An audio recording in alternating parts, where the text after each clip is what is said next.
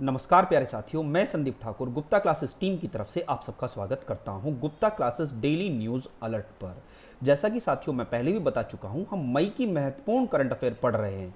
आज मई की महत्वपूर्ण करंट अफेयर का डे नंबर 3 है, जिसमें मैं आपके सामने कुछ महत्वपूर्ण सवाल लेके आया हूं, जिनका प्रयोग आप सभी परीक्षाओं में लाभ उठा सकते हो जिनका। ठीक है, और ये जो सवाल इस प्रकार से डिजाइन किए गए हैं जिससे कि आपको सभी प्रकार के जो करंट अफेयर्स होते हैं, चाहे वो राष्ट्रीय हो, अंतर्राष्ट्रीय हो, खेल जगत हो, चाहे विज्ञान जगत हो, चाहे महत्वपूर्ण नियुक्तियां हो, महत्वपूर्ण दिवस हो या सरकारी योजनाओं हो, उन सब से संबंधित मैं आपको ये सवाल लेके आया हूं।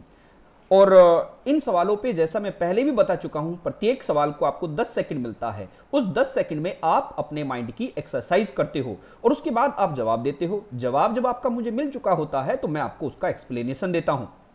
उससे क्या लाभ होता है, आपको यह भी पता चल चुका होता है कि जो आपने अपनी तरफ से आंसर लगाया था उसकी क्या फ्रीक्वेंसी, क्या उसकी शुद्धता है, कितनी बेहतरी से आप अपने मस्तिष्क का प्रयोग करते हो, वो सब कुछ आपको इसके साथ साथ पता चलता है। तो अब चलते हैं स्क्रीन पर। जैसा कि आप सवाल पढ़ रहे हैं, केंद्र सरकार ने ऑटोमेटिक रूट के तहत डिफेंस मैन्युफैक्चरिंग में फॉरेन डायरेक्ट इन्वेस्टमेंट लिमिट 49% से बढ़ाकर कितने परसेंट कर दी है। बड़ा अच्छा सवाल है स्टूडेंट्स। पहले तो देखो, मैं आपको 10 सेकंड तो आपको ही दूंगा मैं, और 10 सेकंड के बाद मैं इस सवाल का बहुत बेहतरीन के साथ आपको जवाब दूंगा। तो 10 सेकंड स्टार्ट होता है आपके लिए, स्टार्ट कीजिएगा आप।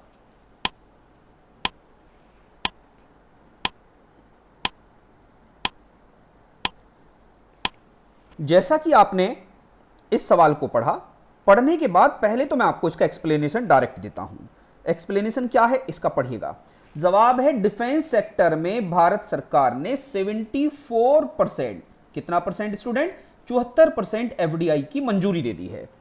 अब पढ़िएगा इसका एक्सप्लेनेशन। भारत में रक्षा उत्पादन मींस डिफेंस के जो प्रोडक्ट हैं को बढ़ावा देने के लिए केंद्र सरकार मेक इन इंडिया, ध्यान देना, सारा खेल मेक इन इंडिया का है कि हमें सब कुछ भारत में बनाना है, हमें दुनिया से नहीं खरीदना है। अभी हम दुनिया से हथियार खरीदते हैं, तो जब एक बात समझिएगा, जब हम दूसरे देशों से हथियार खरीद ही रहे हैं, हम सबसे बड़े आयातक देशों में से एक हैं, तो क्यों ना हम उन हथियारों को अपने देश में ही बनवाएं। और जब हमारे देश में वो बनेंगे तो उससे इनडायरेक्टली हमें रोजगार मिलेगा, हमारी सरकार को टैक्स मिलेगा और हमारे देश की प्रगति होगी। तो स्टूडेंट, मेक इन इंडिया का तो मतलब समझ गए आप। इसका एक्चुअल मीनिंग है मैन्युफैक्चरिंग सेक्टर को बढ़ावा देना। तो इसकी बात तो ये हो गई। अब बात है कि सर 49% से बढ़ाकर 74% बढ़ाने का क्या मतलब है, कि क्या है सर ये। तो मैं आपको स्टूडेंट यहां पर बताते चलूं।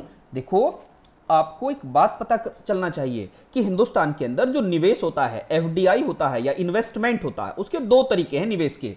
इन्वेस्टमेंट के दो तरीके हैं स्टूडेंट। अब आप कहोगे सर वो दो तरीके कौन कौन से हैं। वो दो तरीके हैं निवेश के, एक को तो आप बोलते हो एफडीआई और एक को बोलते हो एफपीआई। ध्यान देना स्टूडेंट, एफडीआई और एफपीआई, इन दोनों का मीनिंग क्या है। इसका मतलब है फॉरेन डायरेक्ट इन्वेस्टमेंट, प्रत्यक्ष विदेशी निवेश, और एफपीआई का मतलब क्या है, फॉरेन पोर्टफोलियो इन्वेस्टमेंट। ये फॉरेन पोर्टफोलियो इन्वेस्टमेंट है। इसका मतलब क्या है, एफडीआई जो होता है और एफपीआई जो होता है, एफडीआई में तो सीधी सी बात है कि कोई भी देश दूसरे देश में इन्वेस्ट करता है, ये एफडीआई है। और मिनिमम कितना परसेंट करता है, 10%, मिनिमम 10% के ऊपर वो कितना भी परसेंट कर सकता है। जैसे मैंने कहा 74%, क्लियर है। 10% से ऊपर होगा निवेश तो एफडीआई, ठीक, 10% से नीचे होगा निवेश तो एफपीआई। तो 10% से नीचे जो इन्वेस्टमेंट होता है वो एफपीआई, क्लियर है स्टूडेंट। दूसरी बात और समझिएगा, जो एफडीआई होता है, एफडीआई का सीधा साधा मतलब है ये एक कंट्री जब दूसरे कंट्री में निवेश करती है, ग्रीन फील्ड में, ब्राउन फील्ड में, इसके बहुत सारे तरीके हैं, तो उसको आप एफडीआई कहोगे। एफडीआई लॉन्ग टर्म होता है। एफडीआई में किसी देश को प्रबंधन के तरीके भी मिल जाते हैं। अगर अमेरिका मेरे देश में निवेश करता है तो जिस चीज में वो निवेश करेगा उस पर कंट्रोल, उसका मैनेजमेंट भी उस देश की कंपनी पे चला जाएगा, जबकि एफपीआई में ऐसा नहीं है। एफपीआई में तो शेयर में, स्टॉक मार्केट में निवेश किया जाता है। ठीक है स्टूडेंट, तो सीधी सीधी बात है, डिफेंस सेक्टर में भारत ने 74% इन्वेस्टमेंट करने की या निवेश करने की अनुमति दी है। ठीक है स्टूडेंट, मैं समझता हूं सवाल का जवाब आपको मिल गया होगा। अब चलते हैं नेक्स्ट क्वेश्चन की तरफ को। देश में रोजगार को बढ़ावा देने के लिए, बड़ा अच्छा सवाल है स्टूडेंट, पढ़िएगा। देश में रोजगार को बढ़ावा देने के लिए एमजी नरेगा, बड़ा अच्छा सवाल, के लिए अतिरिक्त फंड आवंटित किया गया है? बिल्कुल है। अब वो कितना किया गया है आवंटित, अब सवाल ये है, क्योंकि आपने देखा होगा 20 लाख करोड़ रुपए का एक पैकेज दिया गया है देश को, ठीक है, आत्मनिर्भर भारत बनाने के लिए। तो उन 20 लाख करोड़ रुपए में से मनरेगा के लिए भी तो कुछ ना कुछ होगा, तो वो फंड पूछा है, वो फंड कितना है? तो आपको 10 सेकंड स्टार्ट होता है, विद इन 10 सेकंड के बाद आपको मैं इसका एक्सप्लेनेशन दूंगा। Time start.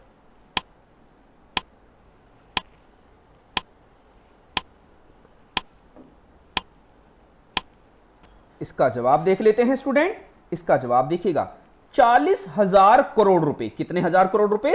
40,000 करोड़ रुपए मनरेगा योजना के तहत देश के ग्रामीण भागों में रोजगार क्रिएट करने के लिए यह पैसा आवंटित किया गया है। किनके लिए? जो प्रवासी श्रमिक हैं। जैसा कि आपने सुना होगा, आज बेरोजगारी चरम स्थिति पर है, अनएम्प्लॉयमेंट उस लेवल पर पहुंच चुका है कि हिंदुस्तान के इतिहास में इससे पहले कभी ऐसी परिस्थिति उत्पन्न नहीं हुई, लेकिन इस कोविड महामारी के कारण देश में यह समस्या उत्पन्न हुई है। अब इस समस्या का निदान तो सरकार को अपने स्तर से करना ही होगा। तो सरकार ने क्या कदम उठाया है एमजी नरेगा स्कीम में? अब आप कहोगे सर ये एमजी नरेगा स्कीम होती क्या है, तो मैं इसको एक्सप्लेन कर देता हूं।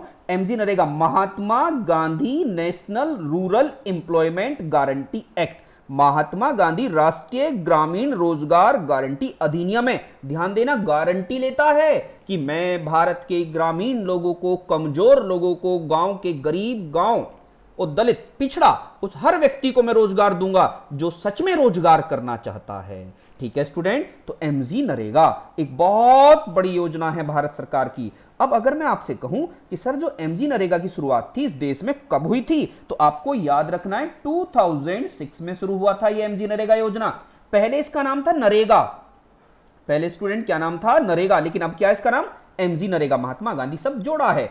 अब सवाल है कि ठीक है सर ये तो बात समझ में आ गई, 2006 में इसकी शुरुआत हुई, लेकिन अब हमें यह बताओ कि सर एमजी नरेगा जो योजना होती है इसमें कितनी मजदूरी, कितने दिन काम मिलता है एक साल में? तो मैं आपको यह भी बताते चलता हूं, आज वर्तमान में साल में 150 दिन, ध्यान देना 150 डे, पहले ये 100 दिन था, अब 150 दिन।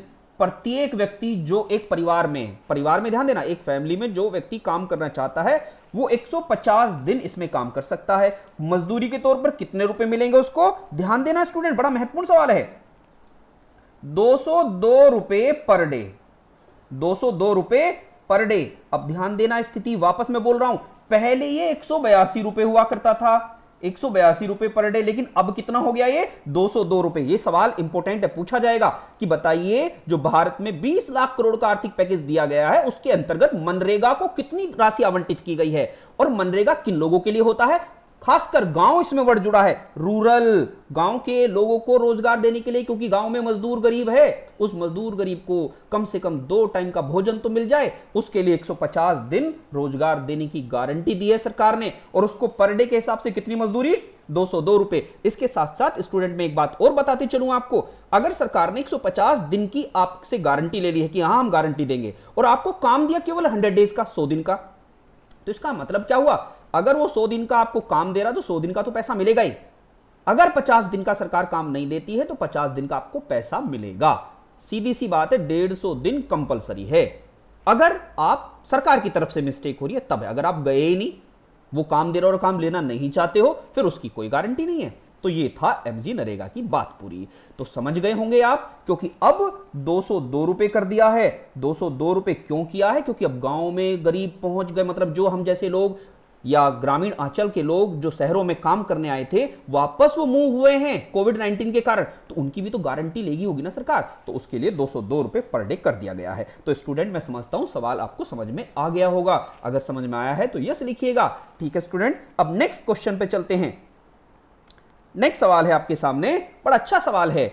ऑनलाइन शिक्षा 1 से 12 के लिए, कक्षा 1 से कक्षा 12 के लिए ये ऑनलाइन एजुकेशन की बात की गई है, स्टार्ट किया है।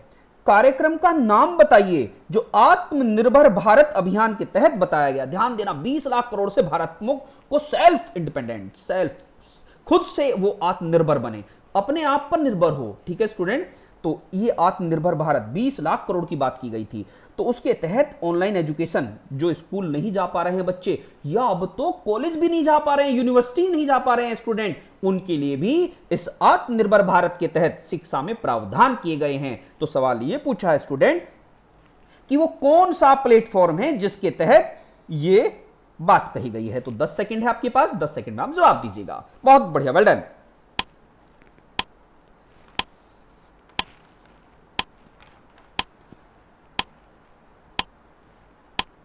तो स्टूडेंट इसका जवाब क्या आएगा, जवाब पे पहुंचते हैं अब। पीएम ई विद्या, ध्यान देना, पीएम ई विद्या में लिख देता हूं यहां पर, जिससे कि आपको दिक्कत ना हो और आपको कठिनाई ना उत्पन्न हो। मैं सब चीजें आपके सामने यहां पर लिख रहा हूं। पीएम प्रधानमंत्री ई विद्या, ई का मतलब क्या हुआ, इलेक्ट्रॉनिक्स विद्या।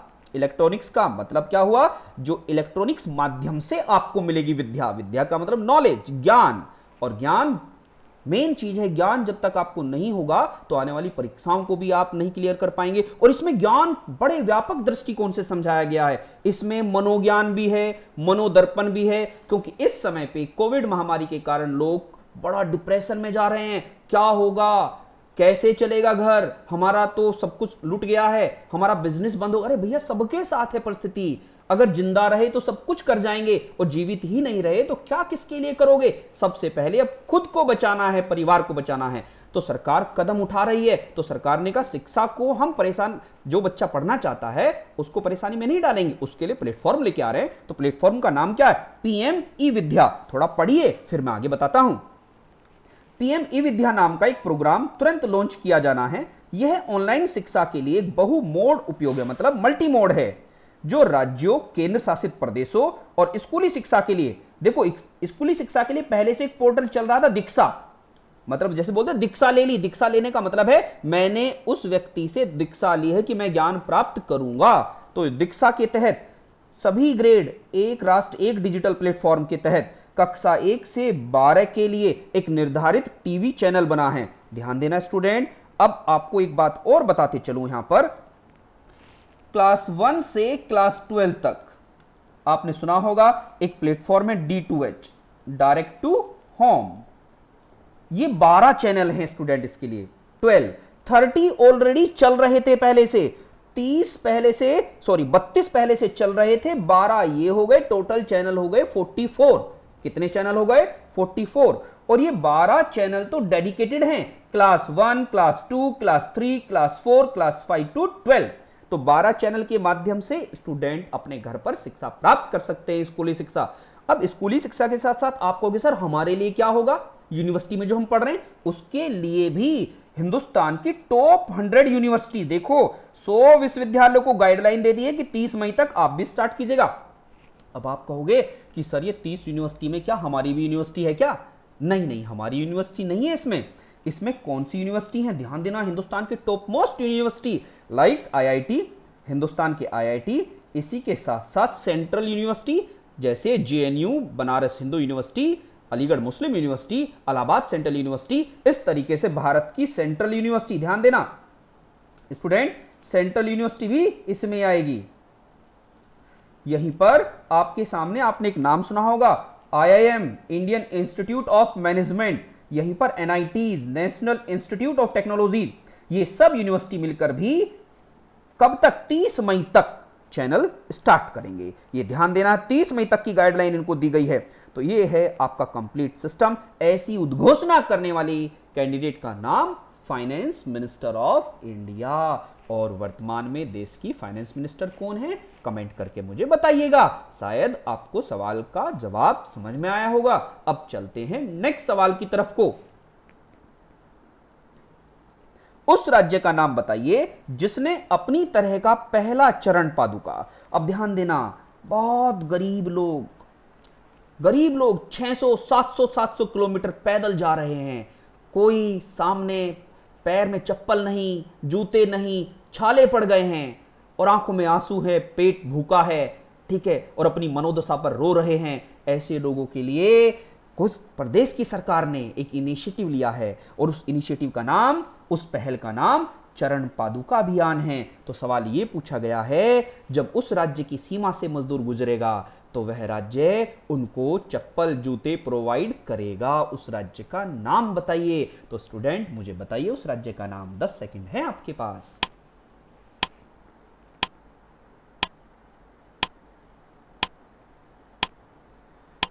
तो जवाब क्या आएगा स्टूडेंट? मध्य प्रदेश।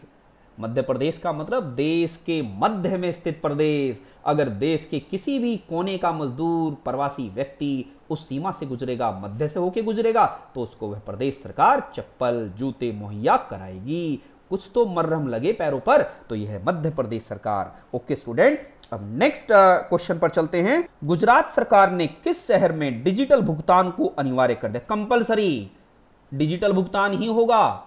ऑनलाइन भुगतान आपने देखा होगा, एनईएफटी, आरटीजीएस, ठीक है, इस माध्यम से ही पेमेंट होगा। या बहुत सारे भीम एप्लीकेशन, फोन पे, गूगल पे, बहुत सारी एप्लीकेशन प्लेटफॉर्म हैं, ठीक है, उनके तहत ही भुगतान होगा। क्योंकि नोट जब हाथ में जाएंगे और हाथों में वायरस है और वायरस नोट पे लगेगा। और मैं एक जानकारी और दूं स्टूडेंट, जैसे आजकल हम एक भूल कर देते हैं, जो नोट हमारे जेब में होते हैं कागज के, उनको हम जब हाथ लगाते हैं तो हाथ को धुलते नहीं है। तो आपको याद रखना, हैंड वॉश जरूर करना है। सबसे ज्यादा वायरस नोटों में होता है, ठीक है स्टूडेंट। तो ये गुजरात सरकार के किस शहर ने इसको कंपलसरी कर दिया है कि अब हम नोट नहीं लेंगे, डिजिटल ही सब कुछ चलेगा, डिजिटल ट्रांजैक्शन ही होगा। तो विद इन 10 सेकंड में आप जवाब दीजिएगा।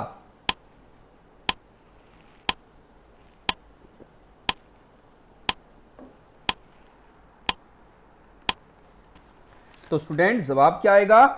देख लेते हैं जवाब। अहमदाबाद। अहमदाबाद गुजरात का सबसे बड़ा शहर है, ठीक है।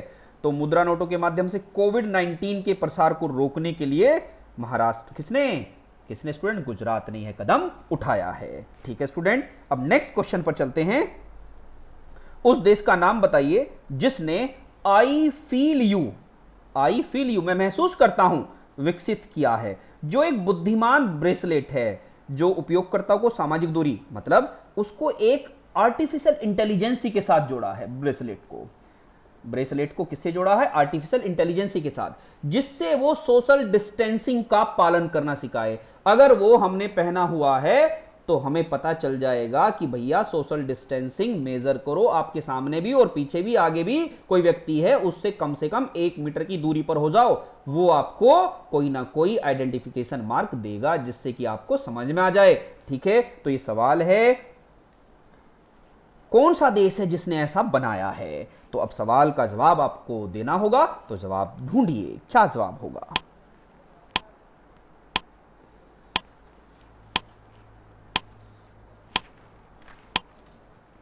तो स्टूडेंट जवाब क्या है? जवाब दीजिएगा इटली।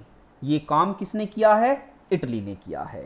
तो यहां जवाब सुनिएगा, इतालवी प्रौद्योगिकी संस्थान, जैसे हमारे यहां ना आईआईटी, ऐसे ही इटली में भी इटली इंस्टीट्यूट ऑफ टेक्नोलॉजी है। उसने कौन सी एप्लीकेशन बनाई है? I feel you. ये आर्टिफिशियल इंटेलिजेंस है, कंप्यूटर साइंस का एक मुद्दा होता है ये, ठीक है। आर्टिफिशियल इंटेलिजेंस का मतलब है आभासी जो योग्यता है किसी भी मशीन को एआई देने से उसके अंदर बहुत सारे फीचर आ जाते हैं जो हम इंसानों जैसे होते हैं, कृत्रिम बुद्धि समझिएगा उसको, ठीक है। तो ये है इटली ने, ठीक है, इसमें और ज्यादा नहीं पढ़ना है। अब नेक्स्ट क्वेश्चन, हाँ इतना समझ सकते हैं, आईआईटी के अध्यक्ष का नाम क्या है? जियोर्जिया मेट्टा। उसके IIT Italy institute of technology के अध्यक्ष का नाम यह है।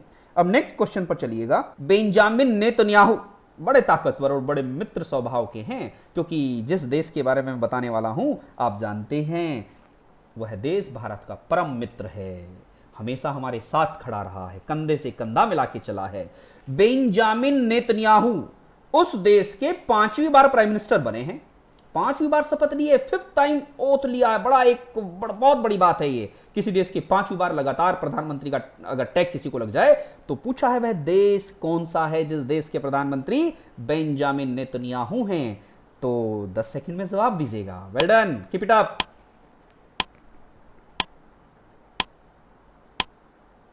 तो जवाब पे चलते हैं। जवाब है इजराइल। क्या नाम है स्टूडेंट? इजराइल। तो इजराइल में 5वीं बार प्रधानमंत्री की शपथ लेने वाले व्यक्ति का नाम बेंजामिन नेतन्याहू ने ब्लू और व्हाइट पार्टी के प्रतिद्वंदी सहयोगी बेनी गेंटेज के साथ सत्ता साझाकरण समझौते पर हस्ताक्षर करने के बाद 5वीं बार इजराइल के प्रधानमंत्री के रूप में शपथ ली है।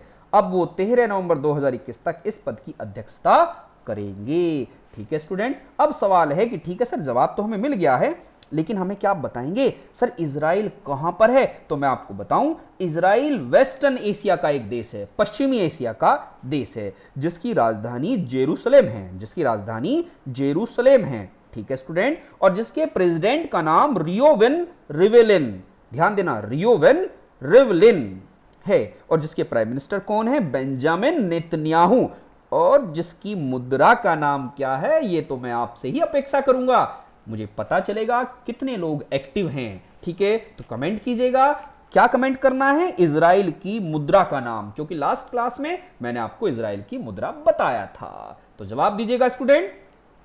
अब नेक्स्ट क्वेश्चन पर चलते हैं। नेक्स्ट क्वेश्चन आपके स्क्रीन पर है, उस कंपनी का नाम बताइए जिसने हाल ही में मई 2020 में जियो प्लेटफॉर्म में, ध्यान देना, जियो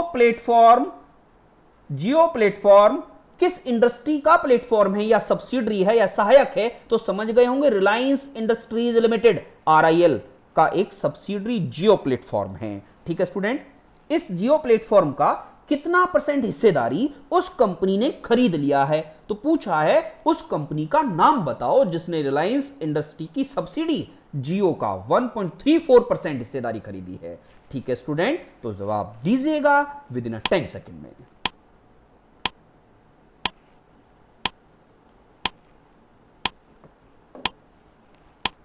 तो स्टूडेंट जवाब क्या है? General Atlantic, general Atlantic. ध्यान दीजिएगा, बड़ा अच्छा सवाल है, और तो सारी बातें मैं बता ही चुका हूं, बस इतना ध्यान देना है। 1.34% हिस्सेदारी खरीदी है, 1.34% हिस्सेदारी खरीदी है। तो ये 1.34% हिस्सेदारी कितने रुपए की बनती है?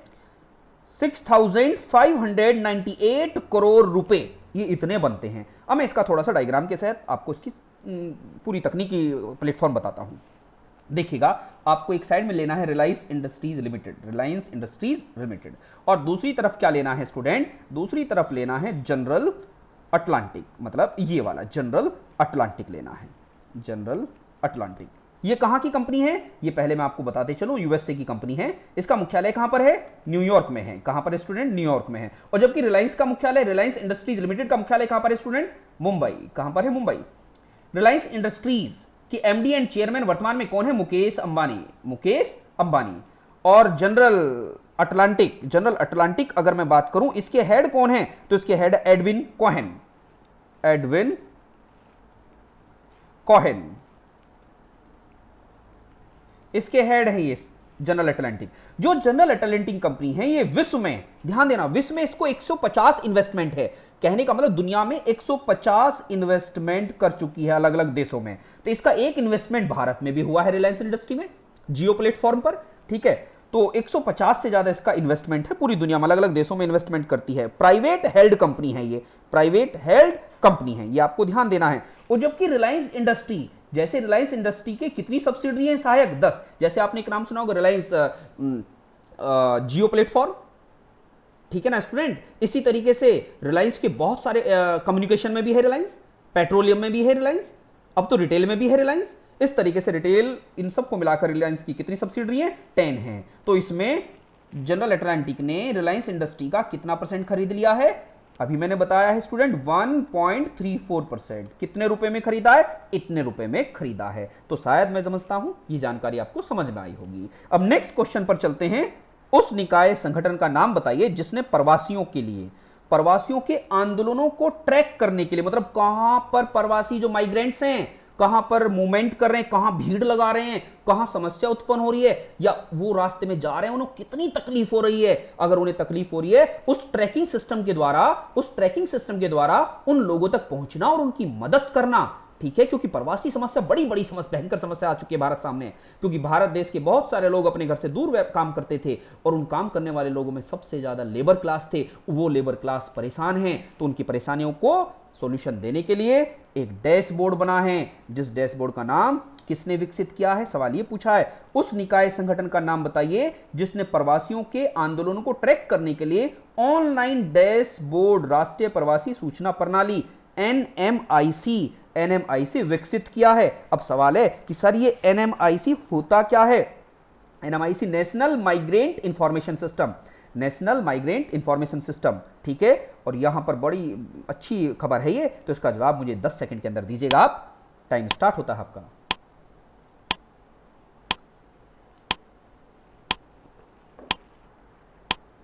तो उस संगठन का नाम क्या है स्टूडेंट? तो नाम देख लेते हैं, राष्ट्रीय आपदा प्रबंधन प्राधिकरण, एनडीएमए, राष्ट्रीय आपदा प्राधिकरण। इसका मतलब क्या है? National disaster management authority. Okay student, तो ये किसके तहत? GIS, global information system, global information system. Like ऐसे समझिए जैसे सैटेलाइट, या आपने अपने मोबाइल में सुना होगा जीपीएस। जीपीएस क्या करता है? ट्रैक करता है, ट्रैकिंग के लिए है, रास्ता बताता है, एटीएम बताता है, कोई चीज भूल जाओ उसका रास्ता बता देता है। कहीं गए हो, भूल गए कि डेयरी कहां पर है, तो डेयरी की लोकेशन अगर उस पर है तो बताएगा। ऐसे ही जीआईएस ने एनडीएमए के द्वारा ये सहयोग किया है, ठीक है स्टूडेंट। अब नेक्स्ट क्वेश्चन पर चलते हैं। अंतरराष्ट्रीय संग्रहालय दिवस, इंटरनेशनल म्यूजियम डे, ध्यान देना स्टूडेंट, इंटरनेशनल म्यूजियम डे 18 मई को मनाया जाता है। आईएमडी 2020 के लिए विषय क्या, मतलब थीम पूछ रहा है। 18 मई को एवरी ईयर किस नाम से मनाया जाता है? इंटरनेशनल म्यूजियम डे, ठीक है। तो इसका थीम, इसका उद्देश्य क्या है, सवाल आपसे ये पूछा गया है। तो इसका थीम है ये ऑब्जेक्टिव, इनमें से बताइए कौन सा ऑब्जेक्टिव है। तो सोचिएगा, अपने मन से सोचिएगा क्या हो सकता है और कमेंट में जवाब दीजिएगा। तो 10 सेकंड का आपको समय है।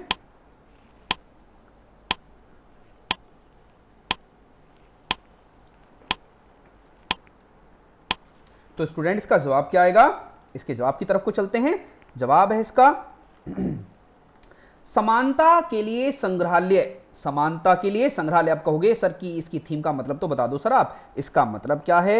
Museum for equality, diversity and inclusion.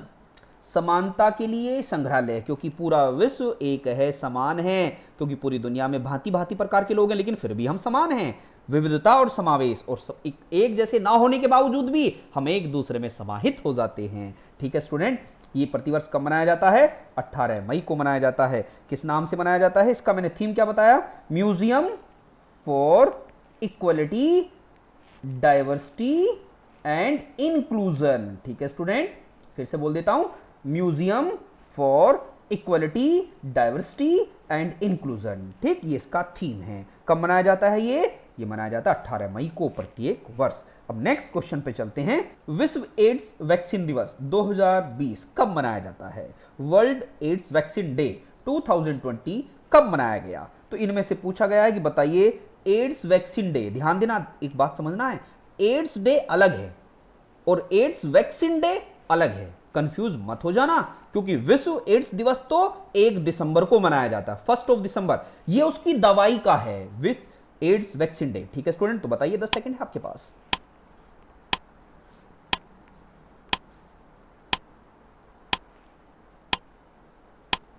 तो इसका जवाब क्या आएगा? 18 मई। क्या आएगा स्टूडेंट? 18 मई। 18 मई 2020 को विश्व एड्स वैक्सीन दिवस या एचआईवी वैक्सीन। अब आप देखते हैं एचआईवी का फुल फॉर्म क्या होता है। एचआईवी का full form student human immunodeficiency virus, human immunodeficiency virus. HIV एक वायरस है जिस वायरस के कारण एड्स नाम की बीमारी होती है, जो शरीर की प्रतिरोधक क्षमता को समाप्त कर देती है, ठीक है स्टूडेंट। इस बीमारी से लाखों करोड़ों लोग मर चुके हैं। तो इस वैक्सीन दिवस के तौर पर कब मनाया जाता है? 18 मई, ठीक है स्टूडेंट। ध्यान देना वापस, एचआईवी एक वायरस है, एचआईवी एक वायरस है, एड्स एक बीमारी है उस वायरस के कारण होने वाली, ठीक। एड्स दिवस कब मनाया जाता है? 1 दिसंबर को, और उसकी वैक्सीन दिवस कब मनाया जाता है? 18 मई को। अब नेक्स्ट क्वेश्चन पे चलते हैं। विश्व उच्च रक्तचाप दिवस 2020। अब आप कहोगे सर उच्च रक्तचाप क्या होता है? हिंदी में थोड़े से सब जटिल होते हैं, लेकिन क्या करूं, हिंदी में पढ़ने वाले स्टूडेंट्स की संख्या ज्यादा है। वैसे तो मैं दोनों लैंग्वेज में टर्मिनोलॉजी बोल रहा हूं, लेकिन टेंशन मत लेना। देखो, विश्व उच्च रक्तचाप का मतलब होता है वर्ल्ड हाइपरटेंशन डे, इसको बोलते हैं वर्ल्ड हाइपरटेंशन डे। 2020 की थीम क्या है? ध्यान देना, थीम है, इसमें थीम दे रखी है, अपने रक्तचाप को नियंत्रित करें, अपने रक्तचाप को नियंत्रित करें, major your blood pressure, control it and live longer. ठीक है। वार्षिक रूप से कब मनाया जाता है? तो पूछ रहा है वर्ल्ड हाइपरटेंशन डे कब मनाया जाता है? तो 10 सेकंड में जवाब दीजिएगा। तो स्टूडेंट इसका जवाब क्या आएगा?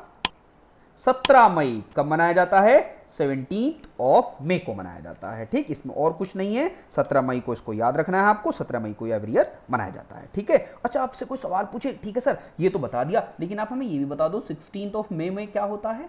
16 मई को क्या मनाया जाता है? तो ध्यान देना, International Day of Living Together in Peace. International Day of Living Together in Peace, शांति में एक साथ रहने के अंतर्राष्ट्रीय दिवस, ये 16 मई को मनाया जाता है। मतलब वापस रिपीट करता हूं, एक साथ रहना है शांति के साथ, ठीक है, पीसफुल इन्वायरमेंट के साथ, तो इकट्ठा एक साथ रहने के लिए 16 मई को दिवस मनाया जाता है। ठीक, ये 16 मई वाला हो गया। अब नेक्स्ट क्वेश्चन पे चलते हैं। अब नेक्स्ट क्वेश्चन आपकी स्क्रीन पर है, विश्व दूरसंचार और सूचना सोसाइटी दिवस हर साल 17 मई को मनाया जाता है। अब देखो एक और आ गया, 17 मई का फिर वापस क्वेश्चन रिपीट हुआ। अंतरराष्ट्रीय दूरसंचार इंटरनेशनल टेलीकम्युनिकेशन यूनियन कहां स्थित है? यह सवाल पूछा है। 17 मई को कौन सा दिवस मनाया जाता है? विश्व दूरसंचार और सूचना सोसाइटी दिवस। ध्यान देना, ये वर्ड याद रखना, 17 मई को यह भी मनाया जाता है। अब आपको सर इसके बारे में तो थोड़ा सा बता दो, तो इसका मतलब समझ लीजिएगा। इसका मतलब एक्चुअल क्या है, इंटरनेशनल सोसाइटी के बारे में ये सब बात चल रही है। इंटरनेशनल टेलीकम्युनिकेशन यूनियन इसका नाम है। तो इसका हेडक्वार्टर कहां पर है? अब ये देख लेते हैं 10 सेकंड में, वैसे तो मैं आपको समय दूंगा, इसका जवाब दीजिएगा, उसके बाद मैं जवाब दूंगा इसका।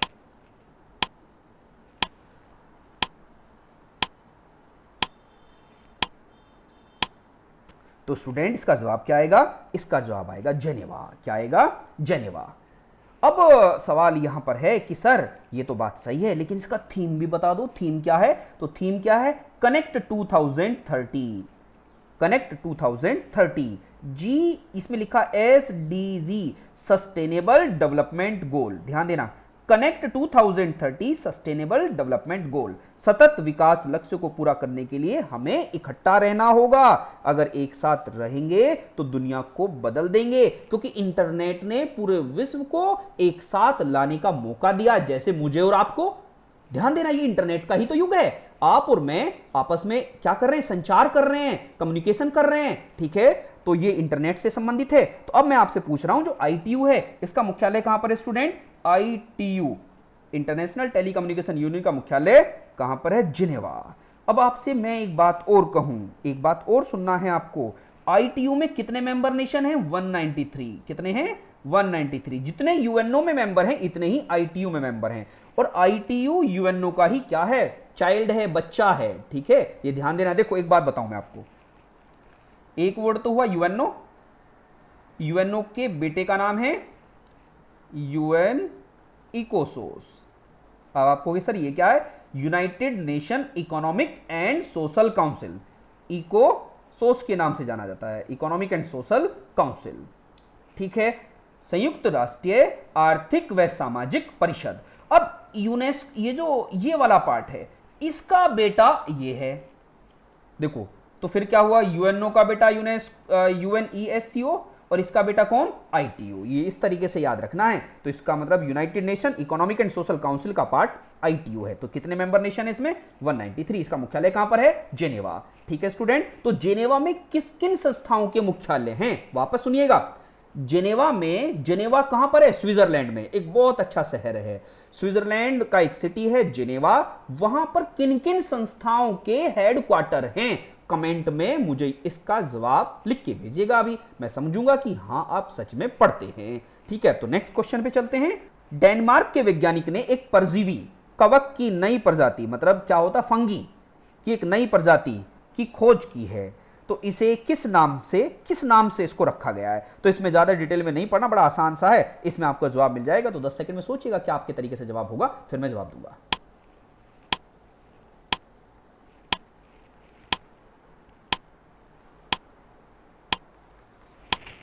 तो स्टूडेंट्स का जवाब क्या आएगा? इसका जवाब आएगा ट्विटर। ट्विटर के नाम पर उस फंगी का नाम रखा है, और इसमें कोई डिटेल से नहीं पढ़ना है, कोई जरूरत नहीं है। अब नेक्स्ट क्वेश्चन पे चलते हैं। भारतीय कंप्यूटर आपातकालीन प्रतिक्रिया भारतीय कंप्यूटर आपातकालीन प्रतिक्रिया team, CERT, computer emergency response team, ध्यान देना, कंप्यूटर इमरजेंसी रेस्पॉन्स टीम के द्वारा जारी की गई चेतावनी के अनुसार उस ट्रोजन और मैलवेयर का नाम बताइए जिसे मालवेयर टैट, ध्यान देना, मालवेयर टैट के रूप में पहचाना गया है, जो व्यक्तिगत वित्तीय जानकारी चुराता है। इसका मतलब ये एक वायरस है जो इंटरनेट पर आता है और जो हमारे इंटरनेट पर से संबंधित हमारे अकाउंट जुड़े हुए हैं उनकी जानकारियों को हैक कर लेता है और लोगों के पैसे को चुरा लेता है। सवाल का मतलब यह पूछा गया है उस चुराने वाले वायरस का नाम क्या है। ये स्क्रीन पर 5 जवाब हैं, इन्हीं में से कोई जवाब होगा तो मैं अपेक्षा करूंगा कि आप इसका जवाब दें। तो स्टार्ट करिएगा, 10 सेकंड है आपके पास।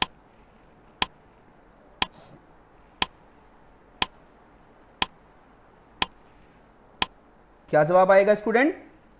इवेंट बोट, ध्यान देना, इवेंट बोट इस वायरस का नाम है। ठीक है, तो ये ध्यान देना है। देखो एक चीज और बता देता हूं, वायरस तो होता है सिस्टम से सिस्टम में फैलता है, एक जो इंटरनेट से फैले उसको बोलते हैं मालवेयर, MALWARE, मालवेयर। मालवेयर का मतलब है जो इंटरनेट के माध्यम से स्प्रेड होता है, इसी को बोलते हैं मैलिशियस सॉफ्टवेयर।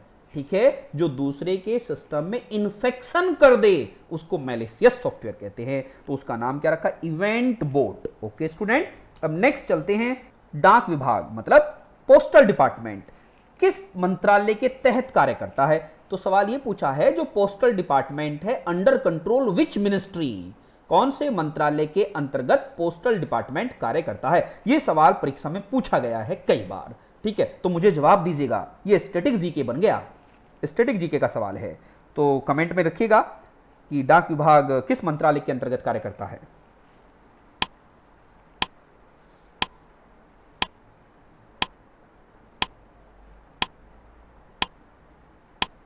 तो स्टूडेंट किस मंत्रालय के अंतर्गत कार्य करता है? संचार मंत्रालय के। किस मंत्रालय के अंतर्गत? संचार मंत्रालय। अब आप कहोगे सर संचार मंत्रालय कौन सा है? Ministry of communication. किस कौन सा है? Ministry of communication. अब आप कहोगे सर ये थोड़ा समझ में नहीं आया, तो मैं एक छोटा सा कंसेप्ट और बता देता हूं।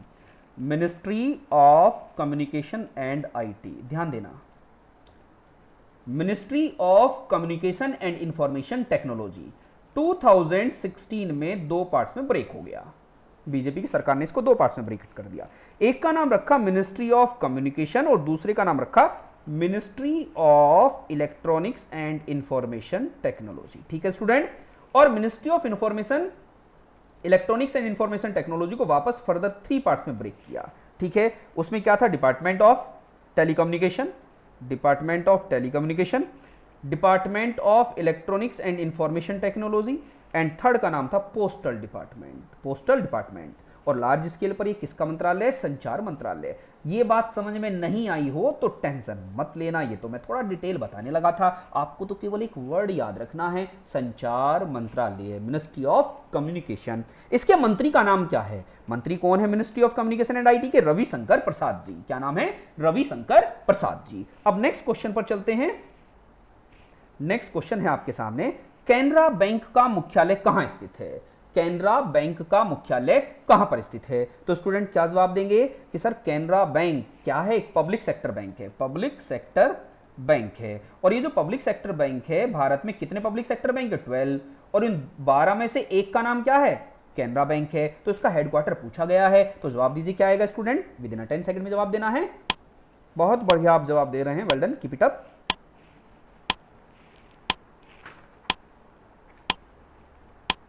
तो स्टूडेंट जवाब क्या आएगा? बेंगलुरु।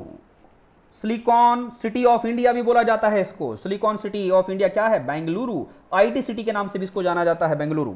तो इसका हेडक्वार्टर यहां पर है। अगर आपसे कोई सवाल पूछता है कैनरा बैंक, कैनरा बैंक जो है भारत सरकार का एक बैंक है जिसका हेडक्वार्टर कहां पर है? बेंगलुरु में है। तो इसके चेयरमैन का नाम क्या है? TN मनोहरन। ध्यान देना, TN मनोहरन इसके चेयरमैन हैं, TN मनोहरन। अगर आपसे कोई पूछे कि सर इसके चेयरमैन का नाम बताइए तो क्या बताएंगे? TN मनोहरन। ओके, और इसके MD और CEO का नाम क्या नाम है? वेंकट प्रभाकर, वेंकट प्रभाकर। ओके स्टूडेंट, अब नेक्स्ट क्वेश्चन पर चलते हैं। इटली की राजधानी और मुद्रा क्या है? इटली की राजधानी और मुद्रा क्या है? बड़ा महत्वपूर्ण सवाल है। अब आप जानते हैं ऐसा क्यों बोल रहा हूं, क्योंकि हमारे एक मैं उनको मान्य ही नाम दूंगा, गणमान्य व्यक्ति हैं, राहुल गांधी जी। तो राहुल गांधी जी की जो नानी है वो इटली की हैं, ठीक है। तो पूछा गया है इटली की राजधानी और मुद्रा क्या है, तो बताइएगा आप मुझे, 10 सेकंड में जवाब देना है।